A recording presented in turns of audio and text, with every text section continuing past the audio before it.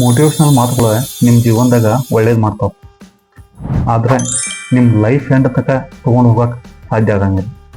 ಅದಕ್ಕೆ ನೀವು ಕರೆಕ್ಟ್ ಕೆಲಸ ಮಾಡಬೇಕು. ಮೋಟಿವೇಶನ್ ನಿಮ್ಮ ಜೀವನದಾಗ ಅಂದ್ರೆ ಸ್ಟಾರ್ಟಿಂಗ್ದಾಗ 5-10% ಕೆಲಸ ಮಾಡ್ತಾವೆ.